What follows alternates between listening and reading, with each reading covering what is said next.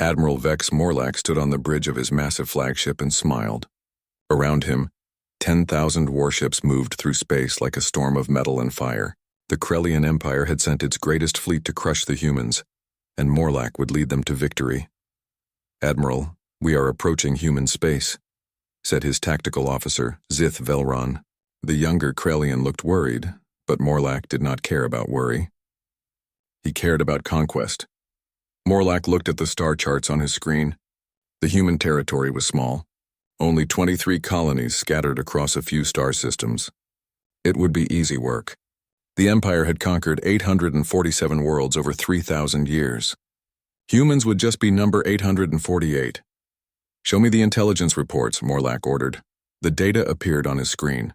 Humans were a young species. They had only been in space for 200 years. Their ships were smaller than Krellian vessels. Their weapons were weaker. Their armor was thinner. Everything about them seemed primitive. "Look at this," Morlack laughed, pointing at one report. "They have something called Total War Protocol." "What does that even mean?" "Sounds like the desperate words of a weak species." Velron frowned as he read the same report. "Sir, our scouts say the humans have been sending warning messages. They keep telling us to turn back. They say we do not understand what we are walking into." "Of course they are scared," Morlack said. "Any species would be terrified when they see the might of the Empire approaching. These warnings are just fear-talking." On the bridge screens, Morlack could see some of his fleet, massive battleships that could destroy planets, cruisers armed with weapons that could crack moons, fighters that moved faster than anything humans had ever built. It was beautiful and terrible at the same time. "Sir," Velron said quietly, "maybe we should listen to their warnings. Maybe there is something we do not know." Morlack turned to face his tactical officer. His eyes were cold. "Velron, I have destroyed civilizations older than humanity. I have burned worlds that had millions of years to prepare for war. Do you really think these young humans can teach the Empire anything about battle?" Velron said nothing, but his worry did not go away. Far ahead in human space on the colony world of New Busan, Defense Coordinator Park Hyun was finishing the final evacuation reports. The last civilian transport had just left the planet. Only soldiers remained now. Park Hyun was tired. He had been working for 3 days straight, making sure every civilian got to safety. Men, women, children, elderly people, all of them were now in deep space shelters, hidden where the Krellians could never find them. "Sir," said his assistant, "Admiral Lee Daeho is calling from the Soul's Fury." Park Hyun accepted the call. Admiral Lee appeared on his screen. The old man looked calm, but Park could see the fire in his eyes. "Are we ready?" Lee asked. "All civilians are evacuated," Park reported. "Only military personnel remain on all border worlds. The defense stations are armed and waiting." "Good," Lee said. "And the special preparations?" "Complete, sir. Every fusion reactor has been modified. Every orbital platform has been rigged. Every mining station has been prepared. When the time comes, we can turn everything into a weapon." Lee nodded slowly. "The Krellians think they are hunting prey. They do not understand that they are walking into a trap that has been 50 years in the making." Park Hyun had heard the stories. For 50 years, ever since first contact with other alien species, human military planners had been preparing for this day. They knew that eventually, a powerful empire would try to conquer them. So they had planned ahead. Every human colony had been built with hidden purposes. Every space station could become a bomb. Every mining facility contained enough explosives to destroy a fleet. Even the buildings in human cities were designed to collapse in specific ways if needed. "Sir," Park said, "the Krellian fleet is huge. 10,000 ships. Are you sure our plan will work?" Lee smiled, but it was not a happy smile. "Park, the Krellians have conquered hundreds of worlds. But they have always fought the same way. They use their size and power to crush weaker enemies. They have never fought a species that was willing to sacrifice everything to win." "What about our own losses?" Park asked. "We are going to lose a lot of good people." "Yes," Lee said sadly. "War always costs lives. But if we do this right, we save our species. The civilians are safe. Our culture is preserved. Our knowledge is protected. The Krellians can take our worlds, but they cannot take our future." Park understood. The human plan was not to win battles. It was to make the Krellians pay such a high price for victory that they would destroy themselves trying to conquer humanity. Back on the Krellian flagship, Morlack was reading the final intelligence reports before the invasion began. The humans had sent one last message to his fleet. It was simple and direct. Turn back now. You do not understand what you are walking into. This is your final warning. Morlack deleted the message without reading it twice. Around him, his officers prepared for battle. Weapon systems came online. Shields powered up. Fighter squadrons launched from carrier ships. All ships, this is Admiral Morlack, he announced to his entire fleet. Today we add another conquest to the glory of the Empire. These humans think their warnings will scare us. They are wrong. Prepare for battle. Show them the power of the Krellian Empire. 10,000 ships moved forward into human space. Their engines burned bright against the darkness. Their weapons charged with deadly energy. It was the largest invasion force the Empire had ever sent against a single species. But in the deep space shelters where human civilians waited, and on the bridge of the Soul's Fury where Admiral Lee watched his sensors, and in the command centers where coordinators like Park Hyun prepared their final orders, the humans were ready. The Krellians thought they were beginning a conquest. The humans knew they were starting a trap. Soon, the most powerful empire in the galaxy would learn why humanity had survived ice ages, plagues, wars, and disasters that would have destroyed other species. The warning had been ignored. Now both sides would learn what that choice would cost. The first battle happened at the mining station orbiting Kepler 442b. Captain Kim Soo-jin watched from the bridge of her destroyer, Incheon's Pride, as the massive Krellian fleet appeared on her sensors. 10,000 enemy ships against her small force of 200 human vessels. All ships, this is Captain Kim, she broadcast to her fleet. Remember your training. Remember why we fight. Make every shot count. Admiral Morlack looked at the human defense force and laughed. 200 small ships trying to stop his mighty fleet. It was almost insulting how easy this would be. Deploy standard suppression formation, Morlack ordered. Show them what real warships look like. The Krellian ships moved forward in perfect lines. Their massive battleships led the charge, followed by cruisers and destroyers. It was a formation that had worked against hundreds of other species. The sight of such overwhelming power usually made enemies surrender without fighting, but the humans did not surrender. Instead, they did something strange. Captain Kim's ships spread out in a pattern that made no sense to Krellian military thinking. Some ships moved very close to the asteroids around the mining station. Others positioned themselves near the station's fusion reactors. A few destroyers actually flew behind the Krellian fleet. What are they doing? Asked Tactical Officer Velron, studying the human movements. Their formation leaves them completely exposed. They are panicking, Morlack said confidently. Fear makes even trained soldiers act stupidly. The battle began when the Krellian heavy cruisers opened fire. Their plasma cannons sent streams of deadly energy toward the human ships. Several human vessels exploded immediately, their shields too weak to stop Krellian weapons. But something unexpected happened. As each human ship died, it seemed to accomplish something specific. One destroyer exploded near an asteroid, and the explosion sent huge rocks flying into the Krellian formation. Another ship died while firing at the mining station's power core, causing a chain reaction that destroyed 5 Krellian fighters. Sir, Velron said, the humans are not fighting randomly. Look at their targeting patterns. Morlack studied the battle more carefully. The human ships were indeed following some kind of plan. They were not trying to win the battle in any normal way. Instead, they seemed focused on causing maximum damage before they died. Lieutenant Choi Min-ho piloted his corvette Dancing Crane through the chaos of battle. His ship was small and fast, but it could not survive much longer against Krellian firepower. His shields were already failing and his weapons were nearly out of ammunition. All crew, this is the captain, Choi announced over his ship's communication system. Prepare for ramming speed. Target the enemy heavy cruiser. His crew did not hesitate. They had trained for this moment. They knew what they had to do. The Dancing Crane accelerated directly toward a massive Krellian battleship. The enemy ship tried to shoot down the small human vessel, but Choi's ship was moving too fast and too unpredictably. At the last second, Choi activated his ship's antimatter reserves. The Dancing Crane became a guided missile filled with the most dangerous fuel in the galaxy. The explosion was enormous. The human corvette and the Krellian battleship both disappeared in a ball of white fire. but the explosion was so powerful that it damaged 4 other Krellian ships nearby. One cruiser lost all power, 2 destroyers had their weapon systems destroyed. A supply ship began leaking atmosphere. What was that? Morlach demanded. Why did they sacrifice their ship like that? Velron was studying the tactical data. What he saw worried him greatly. Sir, that was not desperation.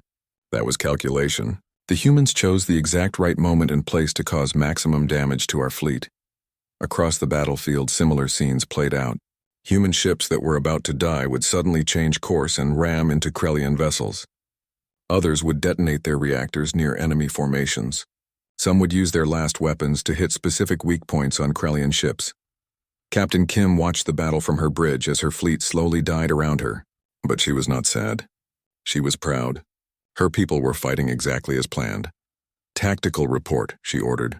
We have lost 160 ships, her officer reported, but the enemy has lost 800 vessels. The exchange ratio is 4-to-1 in our favor. Excellent, Kim said. Continue the attack pattern. Make them pay for every meter of space. The battle continued for 6 hours. When it finally ended, all 200 human ships were destroyed. The mining station was a burning wreck. The asteroids were scattered debris. It looked like a complete Krellian victory, but Admiral Morlach was not celebrating. He stared at his damage reports in shock. 800 ships, he said slowly. We lost 800 ships to defeat 200 human vessels. Sir, Velron said carefully, that is a very unusual exchange ratio. Most species lose 10 ships for every one of ours they destroy. The humans destroyed 4 of our ships for every one we killed. It was just luck, Morlach said, but he did not sound confident. They got lucky with some suicide attacks. It will not happen again. Velron was not so sure. He had studied the battle recordings. The human attacks had not been lucky. They had been planned with incredible precision. Every human ship had known exactly where to strike for maximum effect. Sir, Velron said, maybe we should study their tactics more carefully before the next battle. No, Morlach snapped. We advance immediately. I will not let 200 primitive ships make me doubt the power of the Empire. But as the Krellian fleet moved deeper into human space, leaving behind the wreckage of the first battle, they did not notice something important. Hidden among the debris were small human devices no bigger than a person's hand. These devices recorded everything. Krellian ship movements, weapon signatures, shield frequencies, communication codes. The devices transmitted all this information to hidden human bases deep in space. The first battle was over, but for the humans, the real work was just beginning. They had started gathering the intelligence they would need to destroy the Krellian Empire. Captain Kim and her crew were dead, but their sacrifice had served its purpose. The humans now knew exactly how Krellian ships fought, how they moved, and how they could be killed. The Krellians thought they had won a victory. The humans knew they had won something much more valuable, information. And in the kind of war humanity was prepared to fight, information was the most powerful weapon of all. The Krellian fleet moved deeper into human territory, expecting easier battles ahead. But at every world they approached, they found the same deadly pattern: fierce resistance followed by complete destruction. At the industrial world of New Diagu, Commander Song Hyejin stood in the main control center as Krellian ships appeared in orbit. Around her, technicians worked frantically at their stations, preparing for the final phase of evacuation. Status report, Song ordered. All civilians evacuated 3 hours ago, reported her assistant. Military personnel are at minimum safe levels. Industrial facilities are prepared for scorched earth protocol. Song nodded. Through the windows of the control center, she could see the massive factories that had built ships and weapons for the human colonies. In a few hours, all of it would be gone. Begin Phase 1, she commanded. Across the planet, fusion reactors began overloading in carefully planned sequences. The humans had spent months preparing for this moment. Every reactor had been modified so it could be turned into a massive bomb. Every factory contained hidden explosives. Every orbital platform was ready to fall from the sky. Admiral Morlach watched from his flagship as the human defense fleet engaged his ships above New Diagu. Once again, the humans fought with the same strange tactics. They seemed more interested in gathering data about Krellian weapons than in actually winning the battle. Sir, Tactical Officer Velron reported, the human ships are scanning our vessels very intensively. They are recording everything about our weapons, shields, and engines. Let them record, Morlock said. What good will information do them when they are all dead? But as the space battle raged, something terrible began happening on the planet below. The fusion reactors started exploding in a chain reaction that spread across entire continents. Each explosion was timed perfectly to cause maximum damage to any Krellian forces that might try to land. Sir, a Krellian sensor operator called out in alarm. The planet is destroying itself. Morlock watched in shock as New Daegu turned into a ball of fire. The humans were not just denying him the planet's resources. They were turning their own world into a weapon. The explosion was so massive that it damaged several Krellian ships in orbit. Debris from the planet's destruction flew into space like deadly missiles. 3 Krellian cruisers were hit by chunks of burning metal and had to retreat for repairs. This is impossible, Morlock said. Why would they destroy their own world? Velron studied the sensor data. Sir, this was planned in advance. The explosions were too well coordinated to be desperate improvisation. The humans prepared their own planet as a trap. On the nearby world of New Ulsan, Captain Yoon Jae-sung was overseeing similar preparations. But here the humans had an even more ambitious plan. Status of the orbital elevator? Yoon asked his engineering team. Ready for controlled collapse, the chief engineer reported. We can bring it down exactly where we want it. Yoon smiled grimly. The orbital elevator was a massive structure that reached from the planet's surface into space. It was used to transport cargo between the ground and orbital stations.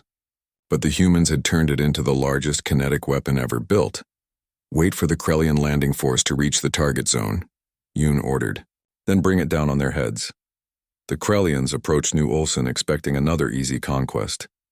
They had learned to be more careful about the exploding planets, so they sent a smaller force to test human defenses first. Admiral Morlock dispatched 2,000 ships to take the world.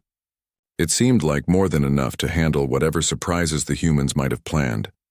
The Krellian landing force moved into orbit around New Ulsan and began deploying troops to the planet's surface. Everything seemed to be going according to plan. The human defense ships fought their usual desperate battle, causing heavy casualties but ultimately losing.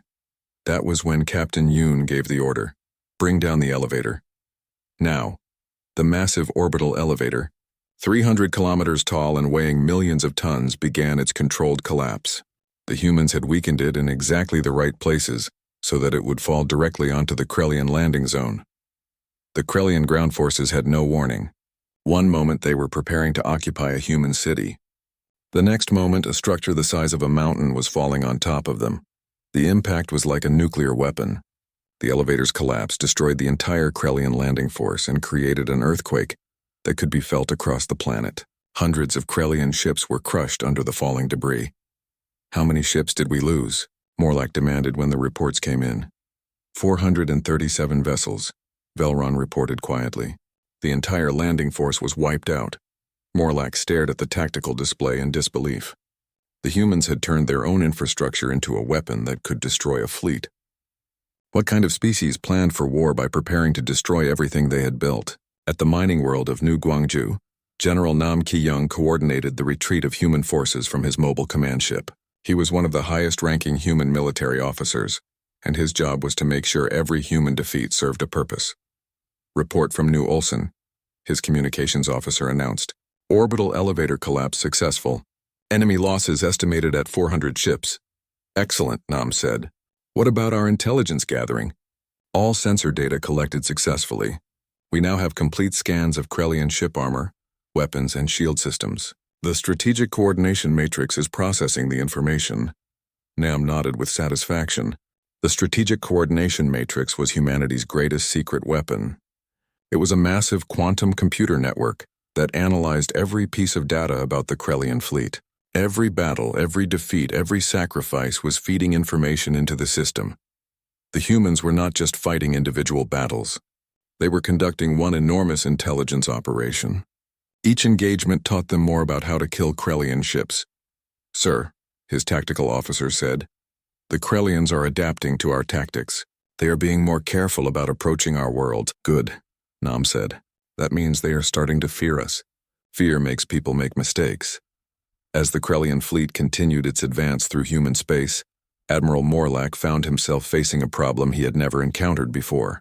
Every victory was costing him more ships than he could afford to lose. At New Busan, the humans had detonated the planet's core, creating an artificial supernova that destroyed 200 Krellian vessels. At New Incheon, they had collapsed a space station onto a Krellian supply fleet, cutting off fuel and ammunition for 1,000 ships. "Sir," Velrun said during their daily briefing, "we have lost 3,000 ships in the past month. At this rate, we will not have enough vessels left to complete the invasion." "Impossible," Morlack said. "We started with 10,000 ships. The humans started with almost nothing. How can we be losing?"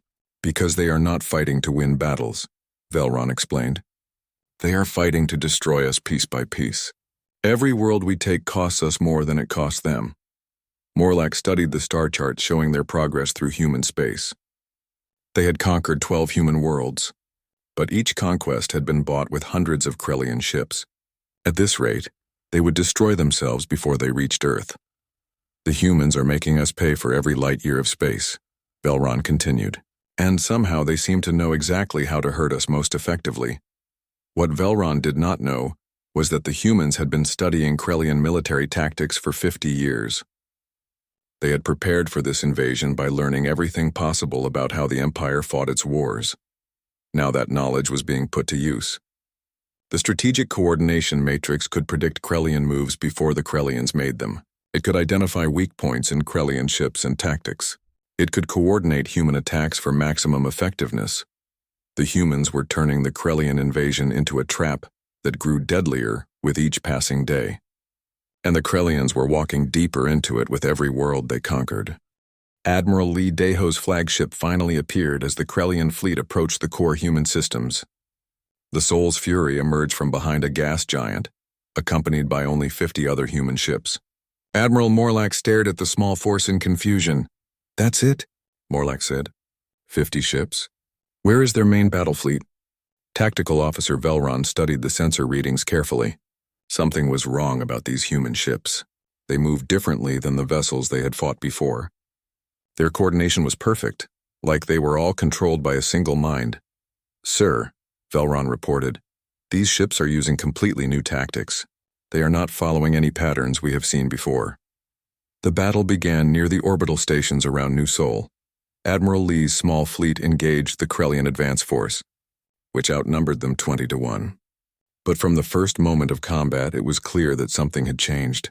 Lieutenant Commander Park So-young, serving as tactical officer aboard the Soul's Fury, executed a series of maneuvers that should have been impossible. Her ship dodged Krellian weapons fire with movements that seemed to predict exactly where the enemy would shoot. "How did they know we were going to target that position?" asked a confused Krellian gunner aboard one of Morlack's cruisers. The answer was that the humans did know. Every shot the Krellians had fired in the past month had been recorded and analyzed. The strategic coordination matrix had studied every Krellian weapon, every targeting system, every tactical decision. Now it could predict what the Krellians would do before they did it. Captain Oh Dong-hyun commanded the human cruiser Busan's Vengeance in the battle. His ship was outnumbered 5 to 1, but he moved through the enemy formation like he could see the future. When 3 Krellian destroyers tried to surround his ship, Oh had already moved to a position where their weapons could not hit him. When a Krellian battleship charged its main guns to fire, Oh was already behind an asteroid that blocked the shot. "This is impossible," said the Krellian captain who was trying to kill Oh's ship. "They are countering every move we make." The most shocking moment came when Admiral Morlack himself tried to engage the Soul's Fury with his personal escort squadron. These were his most experienced captains, flying ships that had conquered dozens of worlds. They should have been able to destroy any human vessel, but Admiral Lee seemed to know exactly what they would do. When Morlack's ships moved to attack formation, Lee was already in position to break their line. When they tried to surround him, he had already found the gap in their coordination. In 30 minutes of combat, Morlack lost 6 ships from his personal fleet and never managed to hit the Soul's Fury even once. "How?" Morlack demanded. "How can they predict our every move?" That was when Admiral Lee opened a communication channel to the entire Krellian fleet. His face appeared on screens throughout the enemy armada. He was an old human with gray hair and calm eyes, but when he spoke, his voice carried the weight of absolute confidence. Admiral Morlack, Lee said. You came to our space thinking you were hunters, but you have been prey from the moment you ignored our first warning. What are you talking about? Morlack replied angrily. We have conquered 12 of your worlds. We are winning this war. Lee smiled, but it was not a pleasant expression. You have conquered nothing. Every battle you have fought, every move you have made, has been feeding information into our strategic coordination matrix. We know everything about your ships, your weapons, your tactics, and your psychology. Velron felt a chill run down his spine as he began to understand what the human admiral was saying. Every time you destroyed one of our ships, Lee continued, that ship was recording data about your weapons. Every time you conquered one of our worlds, we learned more about how your forces operate. You thought you were winning battles. Actually, you were teaching us how to destroy you. Admiral Lee touched a control on his command chair, and new information appeared on his screens. We know the shield frequency of every ship in your fleet. We know the reload time of every weapon you carry. We know the weak points in your armor and the flaws in your battle formations. Morlack stared at the human admiral in growing horror. That's impossible. You're bluffing. Am I? Lee asked. Then he gave a demonstration. Lieutenant Commander Park So-young targeted a specific Krellian cruiser and fired her ship's main weapons. But instead of aiming for the heavily armored front of the enemy ship, she targeted a tiny sensor array on the vessel's side. The shot hit perfectly. The sensor array exploded, and the Krellian cruiser immediately lost all of its targeting systems. It was still intact, but it could no longer fight effectively. That sensor array is a known weak point in your ship design, Lee explained calmly. All of your cruisers have the same vulnerability. We have identified similar weaknesses in every class of vessel in your fleet. But Admiral Lee was not finished with his revelations. The most shocking truth was still to come. Admiral Morlack, you have made one enormous mistake in your invasion planning. You assumed that what you saw was all there was to see. What do you mean? Morlack demanded. The ships you have been fighting represent only 12% of our military forces, Lee said. The colonies you have been conquering were defended by local militia and volunteers.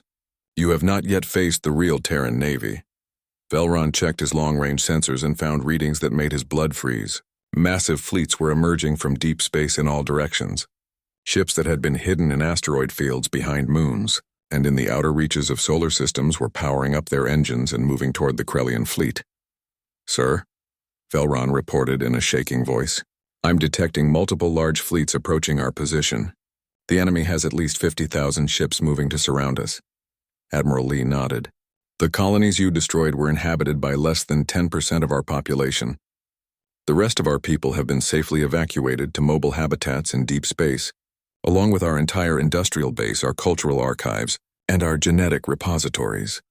Morlack realized with growing panic that everything he thought he knew about the human military situation was wrong. You mean, we let you conquer our territory, Lee said simply. Every world you took was abandoned except for military volunteers who stayed behind to gather intelligence. We have been fighting a strategic retreat designed to lure your entire fleet into the perfect trap. The human admiral gestured toward his tactical displays. You came here with 10,000 ships thinking you were strong enough to conquer our species. But you walked into a carefully planned ambush that has been 50 years in preparation. Captain Oh Dong-hyun's ship suddenly accelerated toward a group of Krellian vessels. But instead of attacking them, he flew past them in a complex pattern that seemed designed to show off the superiority of human technology. Our ships are faster than yours, Lee continued. Our weapons are more accurate. Our shields are more efficient. And most importantly, we know everything about your capabilities while you know almost nothing about ours. Admiral Morlack looked around his bridge and saw fear in the eyes of his officers. For the first time in his career, he was facing an enemy that was not just stronger than him, but smarter as well. You see, Admiral Morlack, Lee said, humans are not like the other species you have conquered. We are persistence hunters. We are the species that survived ice ages by planning ahead. We crossed unknown oceans by preparing for every possible danger. We reached the stars by learning from every failure. The Soul's Fury moved closer to Morlack's flagship, its weapons powered but not yet firing. You entered our space thinking you were apex predators, Lee said. But the moment you ignored our warning, you became the hunted. The trap that had been 50 years in the making finally closed around the Krellian fleet. Director Kang Yun-soo sat in the hidden command center of Human Strategic Command, deep in an asteroid belt far from any inhabited world. Around her, dozens of technicians monitored the final phase of the operation. "All charges are in position," reported her weapons coordinator. 47 star systems are ready for simultaneous detonation. Kang studied the tactical display showing the locations of every Krellian garrison fleet. The invaders had spread their forces across the human colonies they thought they had conquered. They had no idea that every world they occupied was about to become a death trap. "What about the computer virus?" Kang asked. "Ready for deployment," said her cyber warfare specialist. "Every piece of human technology the Krellians have captured contains hidden quantum viruses. When we activate them, they will spread through their entire fleet network." Kang nodded. The humans had planned this moment with incredible care. Every defeat, every surrender, every piece of captured equipment had been designed to put weapons in the hands of their enemies. "Director," her communications officer announced, "Admiral Lee reports that the main Krellian fleet is in position near Earth. Commander Im Yon-ho confirms that his stealth force has reached the Krellian home system."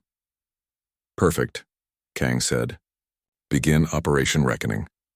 Across 47 star systems, hidden antimatter charges that had been placed in planetary cores began their final countdown. The Krellians had occupied these worlds for weeks, never knowing they were standing on top of the largest bombs ever created. On the former human colony of New Busan, a Krellian garrison commander was reviewing supply reports when his science officer burst into his command center. "Sir," the officer gasped, "we are detecting massive energy buildup in the planet's core. Something is happening to the antimatter deposits." The garrison commander looked at his sensors in confusion. "That's impossible. Antimatter doesn't occur naturally in planetary cores." "Sir," the science officer said in a terrified voice, "I don't think it's natural. I think the humans put it there." Those were the last words spoken on New Busan before the planet exploded. The detonation was so powerful that it could be seen from neighboring star systems. The entire Krellian garrison fleet, 200 ships, was vaporized instantly. The explosion created a new star that would burn for 1,000 years. Similar explosions occurred across human space. Every world the Krellians had conquered became a miniature supernova. Entire fleets disappeared in balls of antimatter fire. In the space of 10 minutes, the Krellian Empire lost over 5,000 ships and 100,000 soldiers. But that was only the beginning. The quantum viruses hidden in captured human technology activated simultaneously. Computer systems throughout the Krellian fleet began failing. Navigation computers crashed. Weapon targeting systems went offline. Communication networks collapsed. Admiral Morlach watched in horror as his own flagship began experiencing system failures. "What is happening?" he demanded. "Sir," his technical officer reported, "our computers are being attacked by some kind of virus. It's spreading through our entire network. All systems are failing." Tactical Officer Velron stared at his displays as ship after ship in their fleet went dark. "Sir, we are losing contact with our forces throughout the galaxy. It's like our entire command structure is collapsing." The worst news was yet to come, Commander. Im Yon-ho had spent weeks leading a small human stealth fleet through uncharted hyperspace routes to reach the Krellian home system. While the main Krellian fleet was focused on conquering human space, he had been preparing to strike at the heart of their empire. "All ships, this is Commander Im," he broadcast to his small fleet. "Target the orbital defense platforms first. Then hit the government centers and military headquarters." The Krellians had never imagined that humans could reach their home system. Their defenses were designed to stop massive invasion fleets, not small groups of stealth ships appearing without warning. Im's force struck with surgical precision. They destroyed the orbital defense stations that protected the Krellian capital world. They hit the communication centers that coordinated the Empire's military forces. They targeted the government buildings where the Empire's leaders lived and worked. In one devastating attack, the humans decapitated the entire Krellian command structure. "Sir," a panicked Krellian officer contacted Admiral Morlach. "The home system is under attack. The capital is burning. The High Council has been evacuated, but we have lost contact with Imperial Command." Morlach felt his world collapsing around him. His fleet was trapped in human space, surrounded by enemies and cut off from reinforcement. His supply lines had been destroyed by exploding planets. His ships were being crippled by computer viruses. and now his home system was under attack. How is this possible? He asked Velron. How did they plan all of this? Velron had finally figured out the truth. Sir, this entire invasion was a trap from the beginning. The humans wanted us to attack them. They let us conquer their world so they could study our forces and position us exactly where they wanted us. Back on the Soul's Fury, Admiral Lee watched the reports coming in from across the galaxy. The Krellian Empire was collapsing faster than anyone had dared to hope. Sir, Lieutenant Commander Park So-young reported, the simultaneous detonations have eliminated all Krellian garrison fleets. The computer virus has crippled their remaining ships. Commander M reports that the Krellian capital is secured. What about their client species? Lee asked. Rebellions are breaking out across the Empire, Park replied. Without central command, the Krellians cannot coordinate their response. Dozens of conquered worlds are declaring independence. Lee nodded with satisfaction. The humans had not just planned to defeat the Krellian invasion. They had planned to destroy the entire empire. Admiral Morlack tried desperately to re-establish contact with his scattered forces. But the quantum viruses had done their work too well. His fleet was scattered, confused, and cut off from any outside support. Sir, Velron said quietly, we need to consider surrender. Our position is hopeless. Never, Morlack shouted. The Empire does not surrender. But even as he spoke those words, Morlack knew that the Empire he served no longer existed. The humans had destroyed 3,000 years of Krellian civilization in a single coordinated attack. Director Kang watched the final reports come in from her command center. Phase 1 of Operation Reckoning was complete. The Krellian military had been neutralized. Their empire was in chaos. Their home system was occupied. What are the casualty reports? She asked. Minimal human losses, her staff officer replied. Commander Im lost 3 ships in the attack on the Krellian capital. Total human casualties for the entire operation are less than 500 personnel. Kang felt a mixture of satisfaction and sadness. The plan had worked perfectly, but war always had a cost. 500 good people had died to save their species from conquest. And Krellian casualties? She asked. Over 1 million military personnel dead or missing. Their entire fleet structure has been destroyed. Their government has ceased to function. The numbers were staggering. In one day, the humans had inflicted more damage on the Krellian Empire than it had suffered in its entire 3,000-year history. But Director Kang knew that the hardest part was still ahead. Winning the war had been the easy part. Now they had to decide what kind of galaxy they wanted to build in the aftermath. The Krellian Empire had ruled through fear and conquest for millennia. What would replace it? That choice would determine whether this victory was the beginning of a better future or just another cycle of violence. Admiral Lee opened a final communication channel to the remains of the Krellian fleet. His message would be transmitted throughout the galaxy, to every species that had lived under Krellian rule. People of the galaxy, he began. The Krellian Empire has fallen. But humanity did not fight this war for conquest or revenge. We fought for the simple right to exist in peace. The message continued to every world in the galaxy, carrying news that would change the course of galactic history forever.